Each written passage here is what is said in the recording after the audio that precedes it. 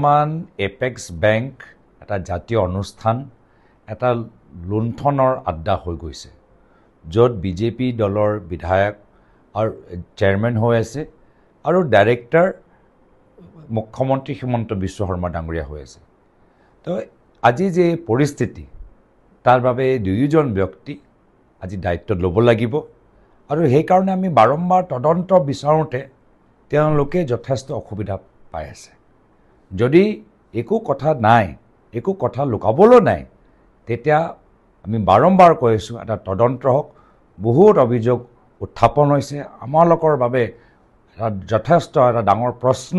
আমি সুধিবলৈ বিচাৰিছোঁ যে এই লুণ্ঠন কাৰ বাবে কোনোবা যদি চেয়াৰমেনৰ ঘনিষ্ঠ হ'লেই বা ডাইৰেক্টৰ মুখ্যমন্ত্ৰী হিমন্ত বিশ্ব শৰ্মা ডাঙৰীয়া ঘনিষ্ঠ হ'লেই এপেক্স বেংকৰ লোনবোৰ পাই থাকে নেকি বা নিজৰ কাবাকজনক সহায় কৰিবলৈ IT কন্ট্ৰেক্টৰ এই মূল্যবোৰ তেওঁলোকে দুগুণ বৃদ্ধি কৰিব পাৰে নেকি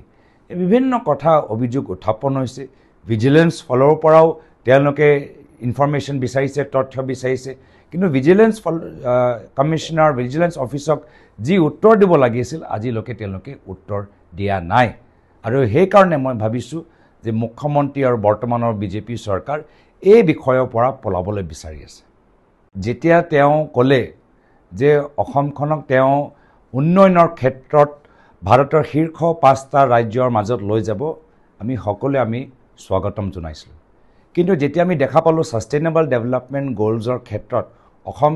শীৰ্ষৰ তালিকাত নাই তলত আছে তেতিয়া আমি লজ্জিত হৈছোঁ বাৰম্বাৰ তেওঁলোকৰ যি ধৰণৰ কথাবোৰ তেওঁৰ ব্যৱহাৰ লৈ অসমৰ জনসাধাৰণ লজ্জিত হৈছে তেওঁ যেতিয়া ভাৰতৰ গড়ৰপতি মুখ্যমন্ত্ৰী তালিকাৰ ভিতৰত সোমাই গ'ল তেতিয়া আমি লজ্জিত হৈছোঁ তো লজ্জা হ'ব পাৰে তেওঁ এইবাৰ অনুভৱ কৰিছে কিন্তু তেওঁ